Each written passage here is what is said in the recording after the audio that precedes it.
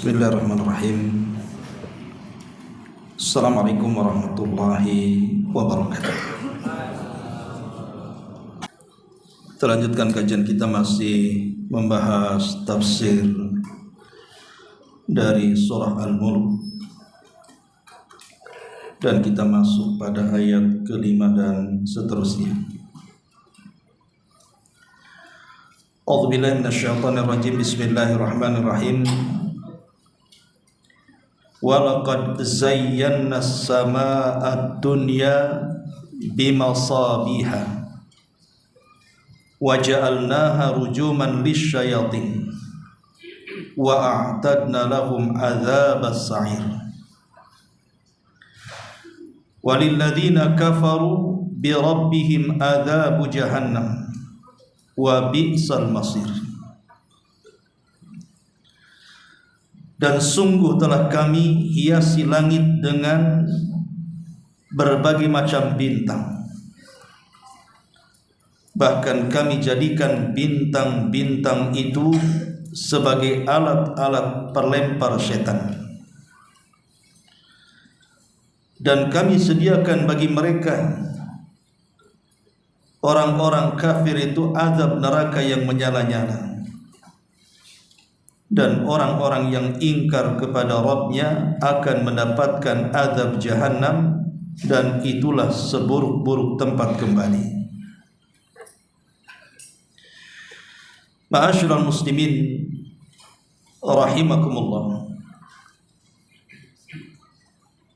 Ayat kelima dari surah Al-Mulk dan juga ayat ke-6 menjelaskan kepada kita tentang orang-orang yang ingkar kepada Allah Subhanahu wa taala.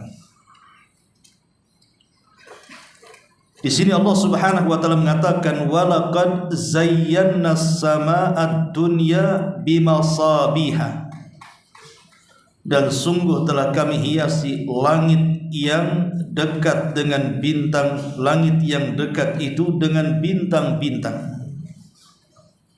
Artinya kalau langit tanpa bintang itu tidak ada indahnya, bahkan boleh jadi menakutkan. Coba saja kalau lihat malam-malam ke langit, kemudian gelap segelap-gelapnya, tidak ada satupun bintang yang bercahaya, itu sudah was-was kita ini. Jangan-jangan akan terjadi sesuatu.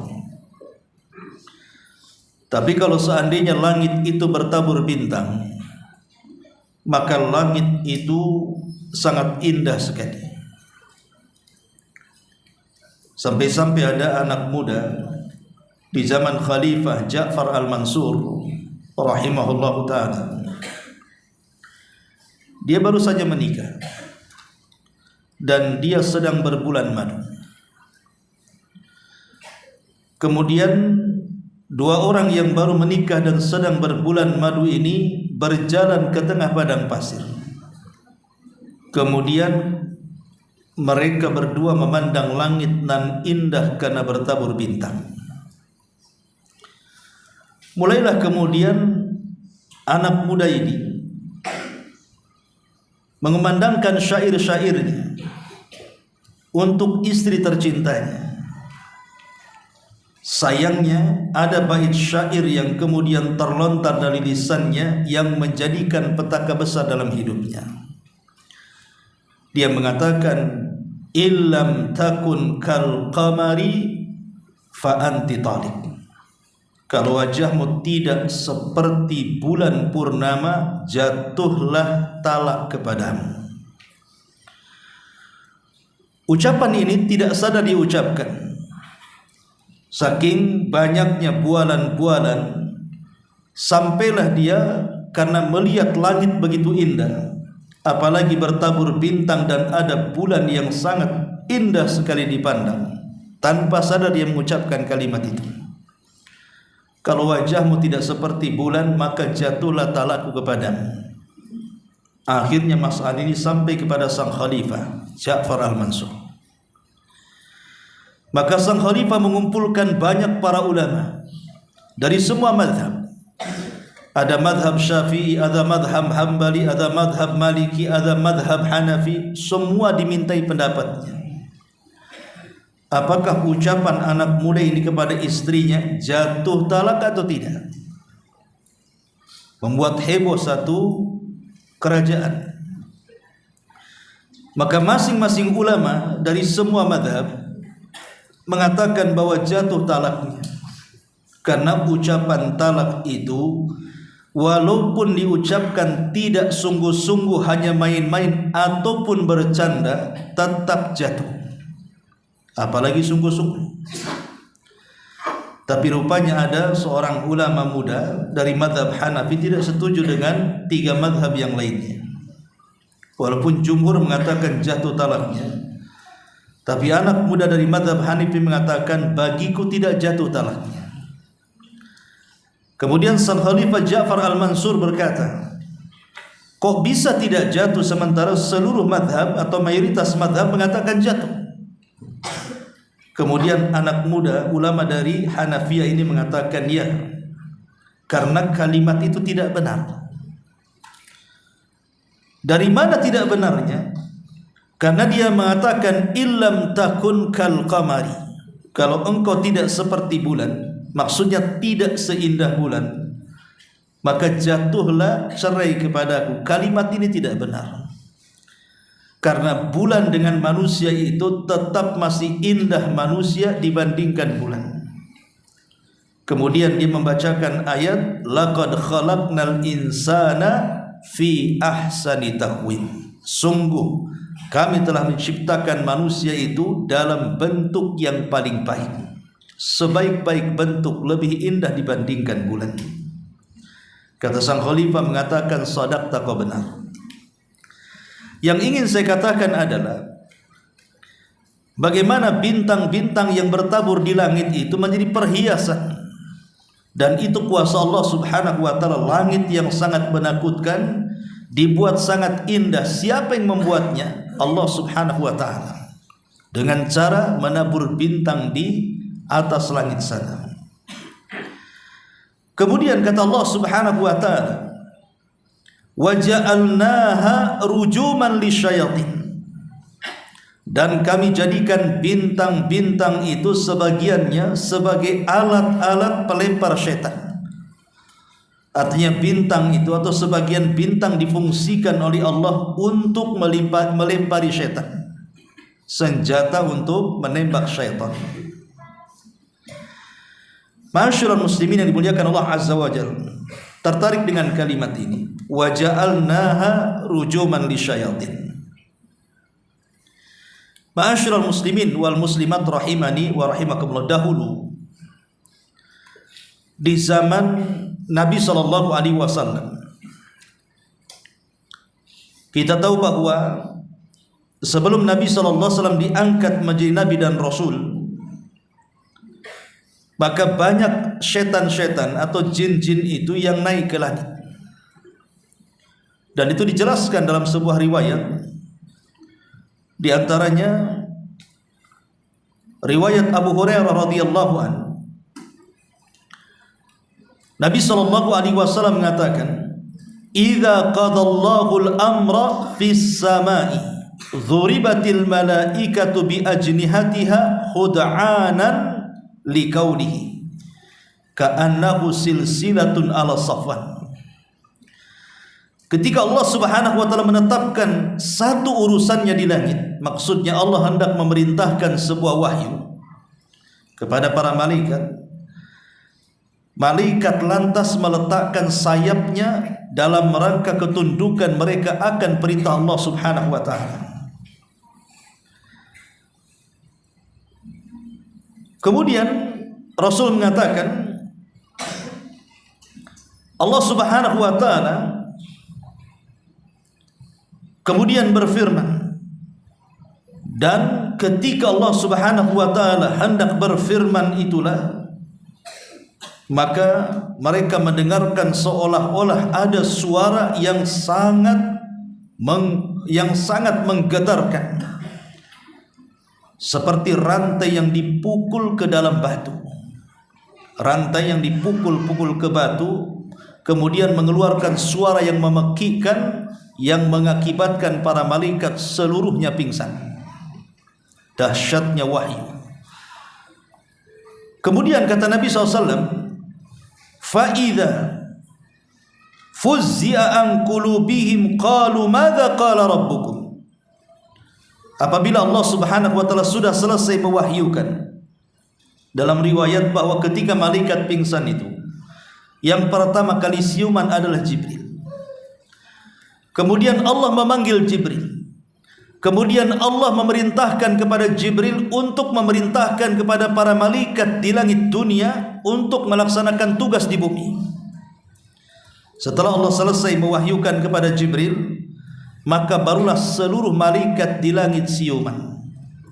Disinilah kata Nabi, hatta idza atau fa idza fuzia an qulubihim, apabila perasaan takut yang ada di dada-dada malaikat itu sudah hilang. Qalu, mereka mengatakan kepada Jibril, madza qala rabbukum, apa yang difirmankan Rabb kita wahai Jibril? Maka Jibril mengatakan, qala al-haq, kebenaran, wa huwal aliyul kabir, dan dialah zat yang maha tinggi lagi maha besar. Maka setiap Jibril kemudian turun dari lapisan langit ke lapisan langit yang paling rendah, dimulai daripada arsy Allah Subhanahu wa taala. Maka para malaikat penjaga arsy itu, mereka bertanya kepada Jibril, apa yang diwahyukan Allah kepadamu? Maka Jibril mengatakan ini dan itu. Maka semua malaikat di atas arsy dan sekitarnya, mereka bertasbih dan bertakbir. Kemudian Jibril turun ke langit ketujuh. Kemudian para malaikat di langit ketujuh bertanya juga, apa yang difirmankan Allah kepada kita? Maka Jibril mengatakan ini dan itu, artinya kebenaran. Maka semua para malaikat di langit ketujuh semua bertakbir dan bertasbih. Begitu juga pada langit ke-6, langit ke-5, ke-4, ke-3, ke-2, sampai langit dunia yang kita lihat di atas kepala kita itu. Maka para malaikat yang berada di langit kedua, di langit dunia atau langit pertama yang kita lihat, malaikat-malaikat inilah yang akan bertugas ke bumi. Entah sebagian mereka diperintahkan Allah untuk membuat gempa, untuk membuat tsunami, untuk membuat gunung meletus, untuk menyuburkan tanah sifulan dan alan, untuk membuat kemakmuran atau mungkin kerusakan, dan begitu seterusnya. Lah saat malaikat Jibril menyampaikan perintah Allah ke langit dunia kepada para malaikat itulah, maka ada jin yang naik ke langit untuk mencuri dengar ngomong apa Jibril kepada para malaikat itu. Maka dijelaskan di sini, fayas ma'uha mustarikus sam'i wa mustarikus sam'i hakadha ba'duhu fawqa ba'din. Wa wasafa Sufyanu bikaffihi fa kharrafaha wa baddada baina asabihi. Maka Nabi SAW mengatakan, setan-setan itu datang untuk menyadap berita. Kemudian para penyadap berita itu posisinya saling bertumpuk satu dengan yang lainnya, sampai Sufyan Ats-Tsauri menggambarkan dengan memiringkan telapak tangannya dan merenggangkan jari-jarinya seperti ini. Ya, jadi tumpuk-tumpuk. Antum tahu panjat pinang? Nah, seperti itu. Jadi Sufyan seperti ini. Jadi jin itu akan terus sampai ke atas seperti orang panjat pinang, makin tinggi makin jauh. Lah jin yang paling atas itu, fayasma'ul kalimata, maka dia berhasil mendengar satu kalimat yang dikatakan oleh Jibril kepada para malaikat sebagai tugas dari Allah di bumi. Fayulqiha ila man tahta, maka jin yang berhasil mendapatkan satu kalimat langsung akan dihabarkan kepada jin yang di bawahnya. Fayulqiha ila man tahtahu, thumma yulqiha al-akhar ila man tahtahu, hatta yulqiha ala lisani sahir awil kahin. Maka jin yang paling bawah akan memberitakan kepada jin yang paling bawah lagi, yang paling bawah kepada yang paling bawah lagi, sampai kepada jin yang ada di bumi. lah jin yang ada di bumi inilah kemudian menyampaikan kepada para dukun ataupun kepada tukang-tukang sihir. Kemudian kata Rasul, farubbama adraka asy-syihabu qabla an yulqiyaha wa rubbama alqaha qabla an yudrikahu. Kata Nabi SAW, terkadang setan penyadap berita itu terkena api sebelum sempat menyampaikan berita itu. Terkadang pula setan itu bisa menyampaikan berita sebelum terkena api. Maksudnya terkena bintang-bintang, meteor-meteor yang seolah-olah bola api yang menembaki mereka. Fayakdzibu ma'aha mi'atu kadzba. Maka akhirnya pun jin yang paling bawah itu mereka berdusta bersama satu berita yang benar dengan 100 kedustaan. Fayuqalu alaysa qad qala lana yawma kadza wa kadza kadza wa kadza fayusaddiq bitilkal kalimati allati sami'a minas sama. Terkadang kalau ada satu dukun kemudian meramal kok benar, maka boleh jadi yang benar itulah kalimat yang hak dari 100 kedustaan yang disampaikan. Intinya dukun itu pendusta, karena yang benar satu, yang 99 dusta. Kalau boleh saya analogikan seperti ini, kawan. Antum berjejer dari sini sampai ke sana, anggaplah 200 orang. Tidak boleh mendengar satu dengan yang lainnya. Kemudian saya bisikan di telinganya, besok kita pergi ke pasar. Kemudian orang ini mengatakan besok kita pergi ke pasar. Belum tentu sampai yang ujung sana begitu kalimatnya kan. Bisa saja terbalik, besok tak usah ke pasar katanya. Namanya orang dari telinga ke telinga. Pas telinganya waras ya, pas kena budeknya repot kan begitu. Lah itulah kalimat-kalimat itu memang sengaja ditambah-tambahkan jin, karena jin itu untuk menyesatkan Bani Adam. Lah ketika mereka naik ke langit itulah maka mereka akan ditembak oleh meteor-meteor tadi. Makanya kata Rasul, setan-setan penyadap berita itu terkadang terkena api sebelum sempat disampaikan, atau terkadang pula bisa menyampaikan sebelum terkena api. Tapi sekali lagi ini sebelum diutusnya Nabi SAW. Tapi setelah diutusnya Nabi SAW, terutama ketika turun 2 surat yang mengangkat Nabi SAW menjadi Nabi dan Rasul. Pertama 5 ayat pertama suratul Alaq mengangkat beliau menjadi Nabi, dan 50 ayat pertama surah Al-Mudaththir mengangkat beliau menjadi Rasul, sehingga diistilahkan oleh ulama sejarah nubbi'a bil alaqi wa ursila bil mudaththiri. Turun SK kenabian dengan turunnya surah Al-Alaq, dan turun SK kerasulan dengan turunnya surah Al-Mudaththir. Sejak 2 surat ini turun, maka Allah Subhanahu wa ta'ala memfungsikan bintang, betul-betul difungsikan, di mana seluruh bintang itu berfungsi di langit. Mana-mana jin yang berani naik ke atas untuk mencuri dengar pasti akan terkena tembakan, dan mereka pasti mati. Akhirnya kemudian jin-jin itu tidak berani naik lagi ke langit. Inilah yang membuat iblis penasaran, ada apa? Ada apa dengan langit?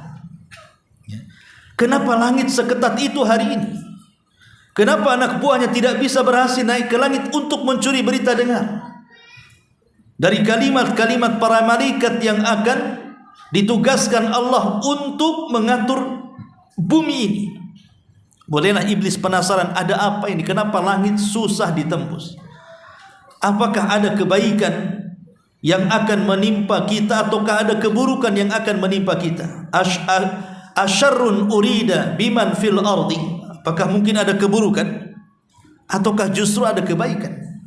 Maka mulailah kemudian iblis pun mengatur rencana.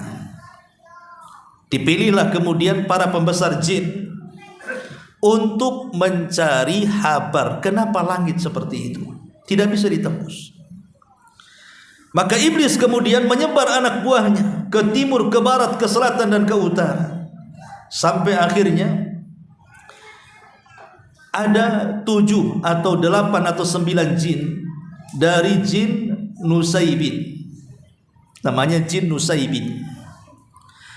Jin Nusaybin ini kebetulan dia sedang mencari kabar berita tentang tidak bisanya langit ditembus. Rupanya jin Nusaybin ini nyasar ke Nakhlah. Nakhlah itu kebun kurma. Lah kebetulan Nabi SAW dan para sahabatnya sedang beristirahat di Nakhlah. Ada yang mengatakan di Tihamah, wallahu a'lam. Lah kebetulan ketika itu Nabi SAW sedang melaksanakan sholat subuh. Maka jin Nusaybin ini tiba-tiba tertarik dengan bacaan Nabi SAW di sholat subuh itu. Akhirnya mereka pun beriman kepada Allah Subhanahu wa ta'ala. Siapa jin Nusaybin ini? Berapa jumlahnya? Dari mana asalnya? Ma'asyiral muslimin yang dimuliakan Allah Subhanahu wa ta'ala, ada yang mengatakan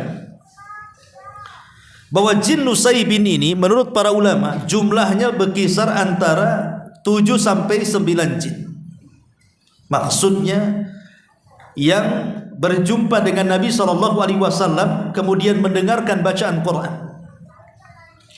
Al-Hafidh Ibnu Hajar Al-Asqalani, juga Al-Imam Mujahid, kemudian juga Al-Qurtubi dan ulama-ulama yang lainnya menyebutkan nama-namanya. Perhatikan nama-namanya, jangan sampai antum ada pula kemiripan namanya. Yang pertama namanya Massa. Kemudian yang kedua namanya Hassa. Kemudian yang ketiga namanya Sasir. Kemudian yang keempat namanya Masir. Kemudian yang kelima namanya Arud. Kemudian yang keenam namanya Anian. Dan yang terakhir namanya Ahqar. Massa, Hassa, Sasir, Masir, Arud, Anian dan Ahqar. Itulah 7 jin yang disebut dengan Nusaybin tadi. Ada yang mengatakan bahwa Nusaybin itu satu kabilah yang berada di negeri Syam. Ada yang mengatakan Nusaybin itu satu kabilah yang ada di negeri Irak.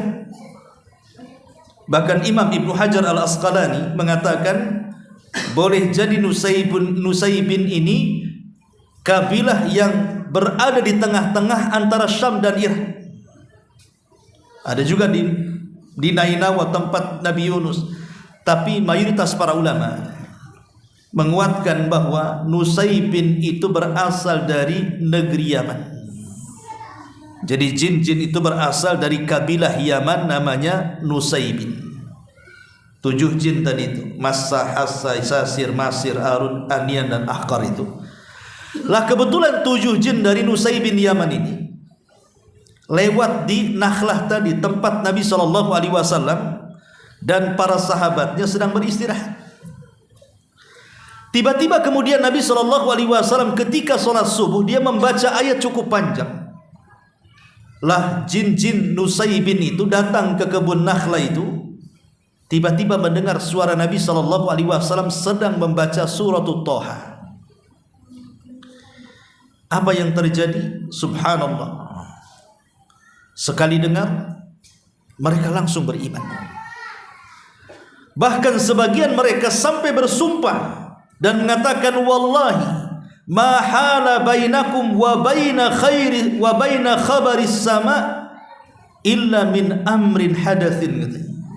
Demi Allah, boleh jadi apa yang menghalangi kita dengan kabar langit sehingga kita tidak bisa menembusnya, jangan-jangan masalah ini, masalah turunnya Al-Quran. Karena kenapa hikmahnya Allah Subhanahu wa ta'ala jaga langit sehingga memfungsikan bintang supaya melempar jin-jin dan setan yang hendak mencuri kabar langit itu, supaya jangan tercampur antara wahyu Allah dengan ucapan tukang-tukang ramal, ucapan-ucapan sihir, supaya jangan tercampur baur. Makanya Allah jaga dengan diutusnya Nabi SAW. Makanya mereka mengatakan jangan-jangan ini masalahnya. Kenapa kami tidak bisa menembus langit? Karena 7 jin Nusaybin ini semua para pembesar jin, sadatul jin. mereka para pembesar jin, sehingga mereka langsung bisa menyimpulkan, oh gara-gara ini mungkin kita tidak bisa menembus habar langit lagi, tidak bisa menyadap lagi apa yang dikatakan para malaikat di atas.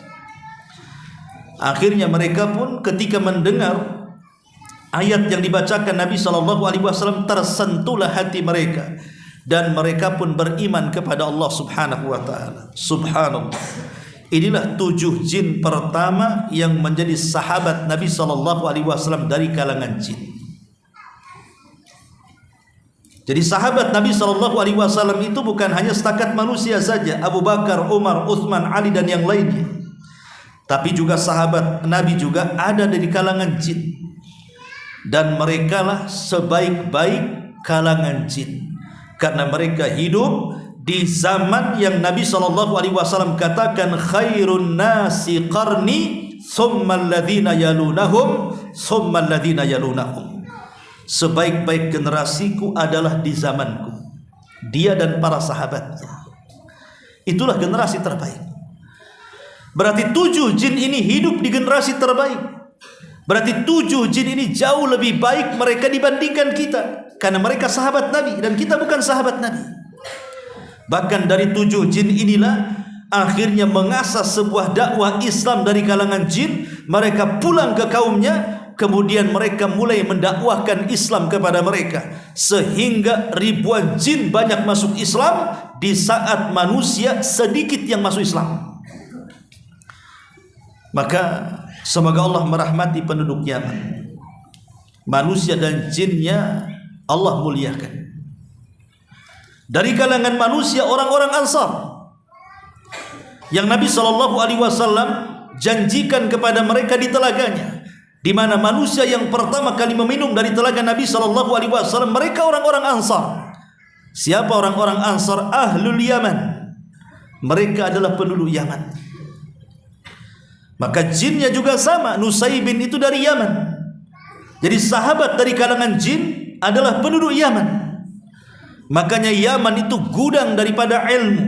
Keluarlah banyak para sahabat, banyak para ulama, orang-orang saleh. Di sana ada Abdul Razak As-San'ani, di sana ada Al-Imam Asy-Syaukani dan ulama-ulama yang lainnya. Terlahir para ulama-ulama dunia. Wajar karena Rasul mengatakan al-ilmu al-yamani wal iman al-yamani. Ilmu itu ada di Yaman dan iman juga ada di Yaman, termasuk keberkahan juga ada di Yaman. Karena Rasulullah SAW mendoakan Allahumma barik li yamanina, ya Allah berkahi Yaman kami. Ma'asyiral muslimin yang dimuliakan Allah Subhanahu wa taala. Dan itu difirmankan di dalam Al-Qur'an bagaimana kelompok jin. Kan masalahnya Nabi SAW tidak melihat jin, ikhwan.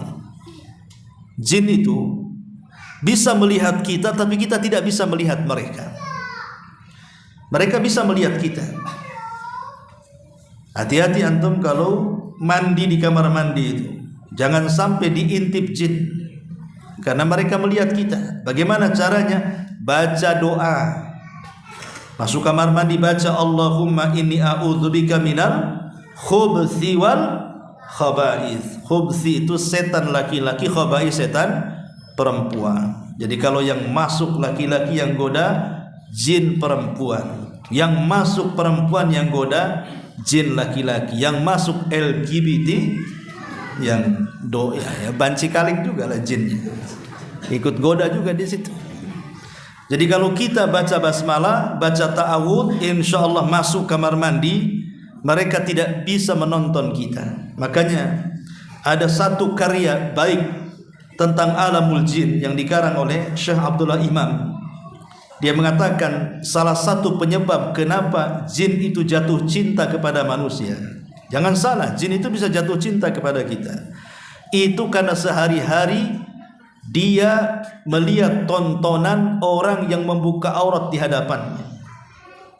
Jadi kalau kita hari-hari membuka aurat dan jin melihat secara live, tidak secara nulang, nonton langsung. Coba bayangkan, karena tidak berdoa ketika masuk kamar mandi, atau tidak berdoa ketika berhubungan suami istri, maka lama-lama jin akan jatuh cinta kepada antum. Ini kalau sudah jatuh cinta itu namanya jinnul asyik namanya. Ada jin itu namanya asyik. asyik ini tidak akan melepaskan kita. Jadi hati-hati jangan sampai jatuh cinta atau dijatuh cintai oleh jin kepada kita, naudzubillah. Kembali bahwa di dalam Al-Qur'anul Karim, tepatnya surah Al-Jin, Allah mengatakan, "Qul uhiya ilayya annahu istama'a nafarun minal jinni faqalu inna sami'na qur'anan ajaba." Katakan ya Muhammad, telah diwahyukan kepadamu bahwa telah mendengarkan sekumpulan jin akan Quran yang kau baca, lalu mereka berkata, sungguh kami telah mendengarkan Al-Quran yang menakjubkan. Subhanallah.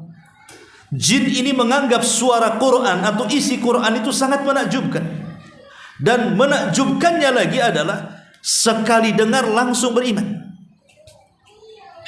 Mereka hanya satu kali dengar di kebun Nakhla itu saja, tiba-tiba mereka beriman kepada Allah Subhanahu wa ta'ala. Terkadang ada dari kalangan jin itu jauh lebih baik dibandingkan manusia. Sekali dengar Al-Quran langsung beriman. Banyak manusia berkali-kali dengar Al-Quran yang tetap saja tidak mau beriman. Tidak berpengaruh Al-Quran dalam telinga kita sampai ke hati kita. Itulah kemuliaan jin yang mendengarkan Al-Quran di zaman Nabi SAW, sampai mereka mengatakan, yahdi ila rusydi fa'aman nabi walan nusyrik bi rabbina ahada.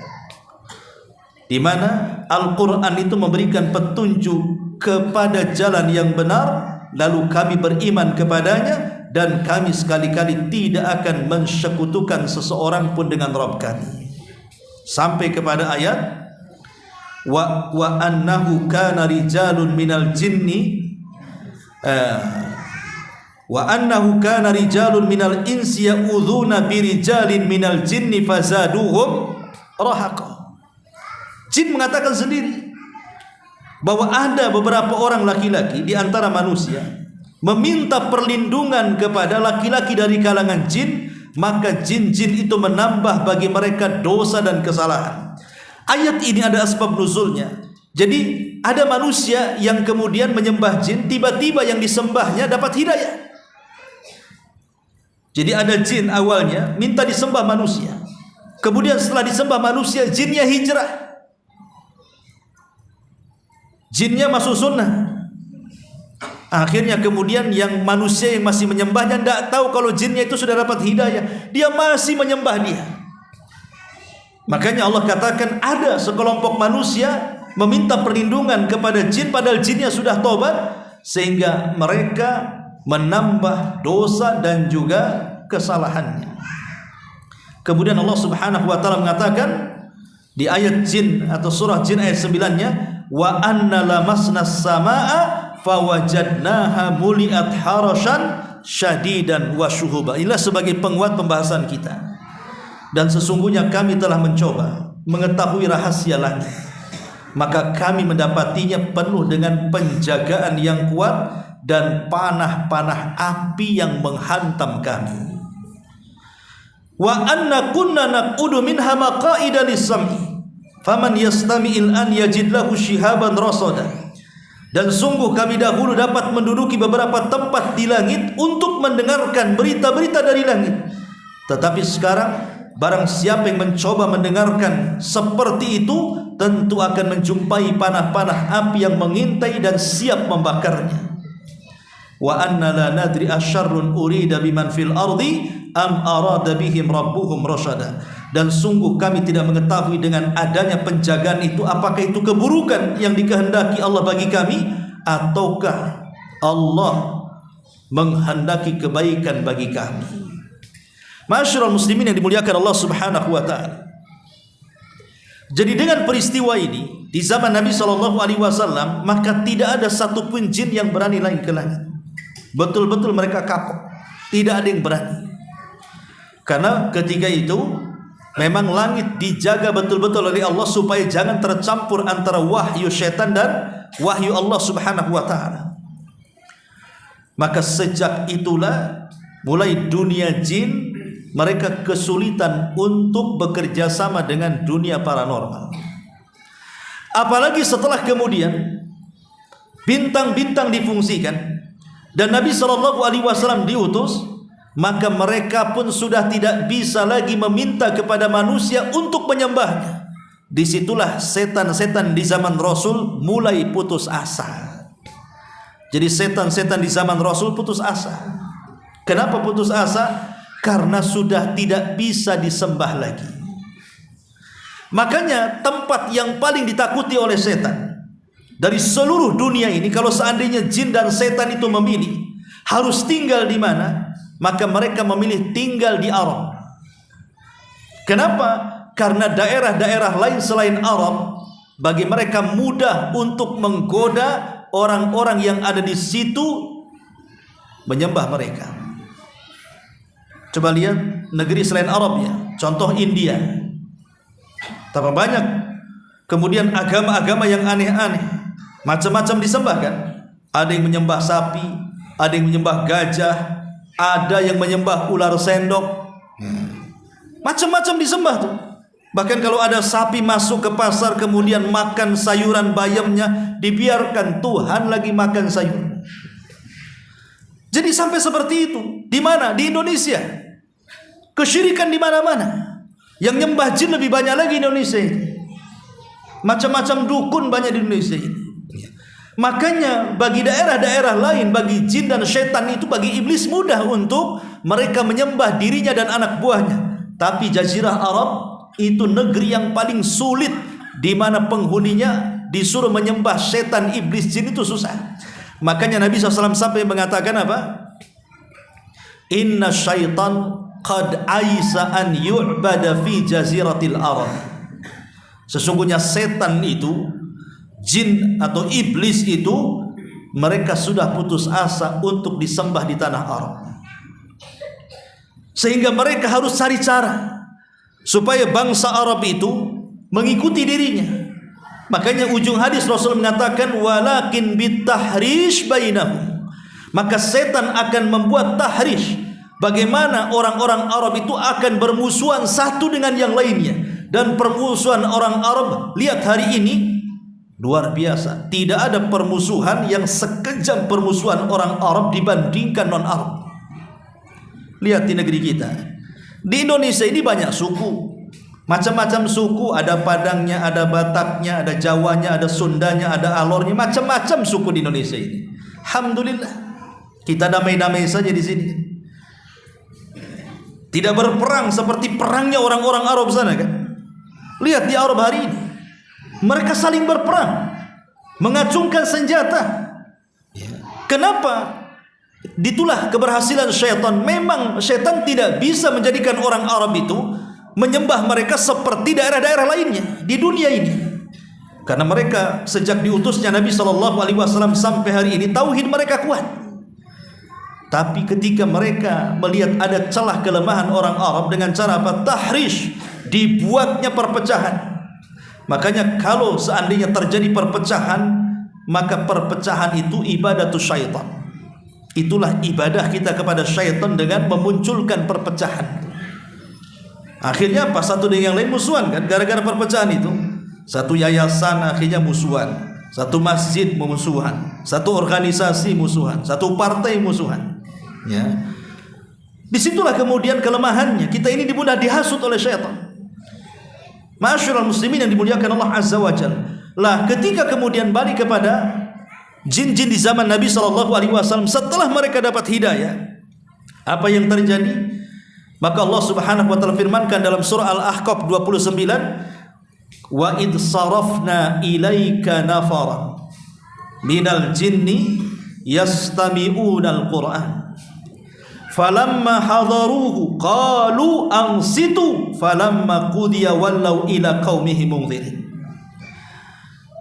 Dan ingatlah ketika kami hadapkan segerombolan jin kepadamu wahai Muhammad yang mendengarkan Al-Quran.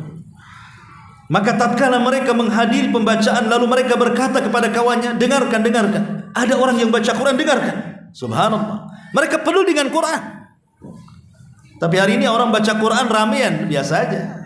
Kadang-kadang jin lebih pandai, lebih paham pula dibandingkan kita.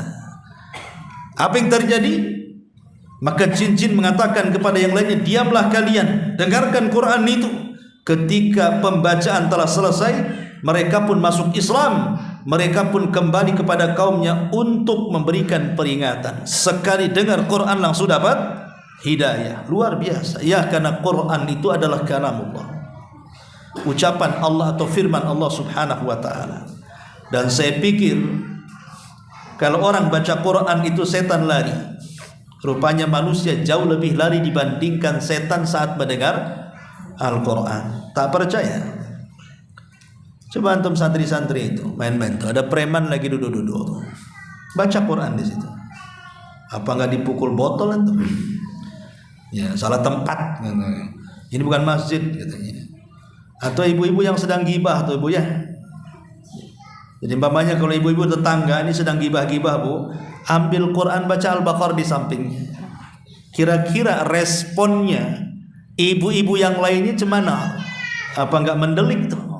Apalah, belum Jumatan katanya, belum hari Jumat, kira mau yasinan.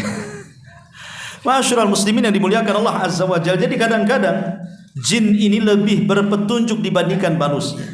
Dia lezat ketika mendengar Quran, kita pula manusia tidak lezat mendengar Quran. Ya, karena sudah ada musik sebagai pengganti. Kadang kita lebih senang dengan mendengarkan musik dibandingkan mendengarkan Al-Quran. Kemudian Allah mengatakan, qalu ya qaumana inna sami'na kitaban unzila min ba'di Musa musaddiqan lima baina yadayhi yahdi ilal haq wa ila tariqin mustaqim. Salah seorang dari 7 jin itu datang kepada kaumnya, kemudian mengatakan, hai kaum kami, sesungguhnya kami telah mendengarkan Al-Quran yang telah diturunkan sesudah Musa, yang membenarkan kitab-kitab sebelumnya, lagi memimpin kepada kebenaran dan kepada jalan yang lurus. Ya qaumana ajibu da'iyallah, wahai kaum kami, terimalah seruan orang-orang yang menyeru kepada Allah, wa aminu bih, dan berimanlah. Akhirnya ribuan jin banyak yang beriman. Disebutkan ikhwatu fillah muliakan Allah subhanahu wa ta'ala dalam sebuah riwayat, sebutkan riwayat Ahmad, Muslim dan Tirmidzi dari sahabat Ibnu Mas'ud radhiyallahu anhu. Jadi dalam riwayat ini Abdullah ibn Mas'ud radhiyallahu anhu berkata, apakah ada di antara kalian yang ikut bersama Rasul? Maka orang-orang mengatakan tidak. Ketika itu kan Rasul bersama para sahabat, tiba-tiba malam itu Rasul hilang masalahnya. Jadi sahabat khawatir, kemana Nabi? Kok nggak ada bersama kami malam-malam lagi?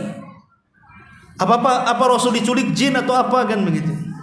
Jadi mereka khawatir. Kemudian malam itu mereka mencari Nabi SAW ke sana kemari, tidak ketemu. Rupanya malam mereka mencari Nabi, pagi Rasul baru nampak. Rupanya Nabi SAW datang dari arah Gua Hiro, gua yang turun wahyu di situ. Kemudian para sahabat pun, kata Abdullah bin Mas'ud, kami langsung menyambut Nabi SAW, kemudian bertanya, ya Rasulullah, kami semalam kehilangan kamu, kami takut engkau dibawa jin, kata. Dari sini menunjukkan apa? Bisa saja jin itu membawa manusia, karena sahabat mengatakan seperti itu kan. Jangan-jangan engkau dibawa jin, hati-hati. Ya, dulu kan ada cerita tuh, orang tidur di mana tahu-tahu hilang katanya, tahu-tahu ada di musola, katanya dibawa jin, dimasukkan ke dalam beduk katanya. Zaman dulu itu cerita-cerita. Maka bisa saja jin itu membawa-bawa. Makanya ibu-ibu ya, kalau ibu punya celengan, kok pas dibuka udah setahun hilang, itu dibawa jin tuh duitnya tuh. Jinnya tuh nggak jauh-jauh dari ibu tuh. Itu berambut hitam jinnya itu.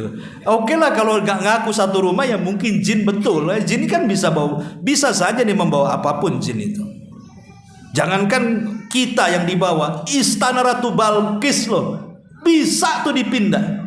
Sebelum Sulaiman itu jin mengatakan, iblis mengatakan, sebelum kau berdiri katanya, itu kerajaan Balqis sudah ada di hadapan. Bayangkan kalau satu istana bisa dibawa, apalagi antum pula. Makanya anak-anak santri ini, ya, kalau tidur wudu nanti dibawa jin pula. Jadi jawaban Nabi SAW ketika ditanya dari mana semalam, maka Rasul mengatakan, atani da'il jin fadhahabtu ma'ahu faqara'tu alaihimul Qur'an. Ada seseorang dari kalangan jin, tentu malaikat Jibril yang beritahu, ya, yang mendatangiku, aku pun pergi bersamanya dan aku membacakan Quran kepada mereka. Ibnu Mas'ud melanjutkan ceritanya. Kemudian Nabi SAW pergi bersama kami. Kami pun melihat bekas mereka dan bekas api mereka. Dan mereka meminta bekal hidup. Lalu Nabi SAW bersabda, lakum likulli admin dzukira smullahi alaihi yaqau fi aidikum wafar ma yakunu lahman wa kullu ba'ratin alfun lidabatikum. Kata Nabi SAW ketika mereka minta bekal kepada Rasul kalangan jin itu, maka Rasul mengatakan pada setiap tulang hewan yang disembelih secara syar'i akan berisi penuh daging di tangan kalian, dan setiap kotoran hewan ternak menjadi makanan binatang-binatang kalian wahai kalangan jin. Artinya begini, jadi kalau kita ini habis makan sop tulang umpamanya, antum makan sop tulang, kemudian antum baca basmalah ketika membuang tulang itu, membuang tulang ke tong sampah, antum baca basmalah, bismillah, ya, maka daging-daging yang sudah antum makan itu akan kembali kepada tulang itu, kemudian akan dimakan oleh saudara kita dari jin, dan itu bentuk sedekah kita kepada jin. Ketika membuang tulang-tulang yang kita makan, jangan lupa baca basmalah, ya. Ustadz, saya sudah coba baca basmalah, tak nampak daging-dagingnya, tetap aja tulang katanya. Kalau nampak itu ambil lagi. Maksudnya ya ini kan, maksudnya tulang dari kalangan jin-jin yang tahu, ya kan, sudah antum makan, masa antum mau ambil lagi? Makanya kemudian dibuat tidak nampak, jin yang tampak. Tapi subhanallah, ada manusia paling bakhil, bakhil-bakhilnya manusia. Kadang-kadang tulang pun tidak dikasih sama jin, dipresto sama dia. Dimakan pula tulangnya, nggak dikasih jin-jin itu, ya. Jadi kalau buang tulang ayam, tulang ikan, tulang apa saja, ya, maka baca basmalah biar dimakan oleh saudara kita.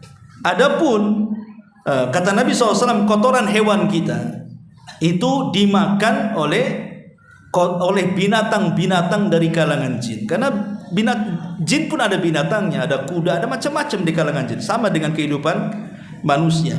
Lah kemudian Nabi SAW mengatakan, fala tastanju bihima fa innahuma ta'amu ikhwanikum. Janganlah kalian melakukan istinja dengan tulang dan kotoran, karena itu makanan saudara kalian dari kalangan jin. Sudah isya belum? Sudah isya. Baik, sampai di sini.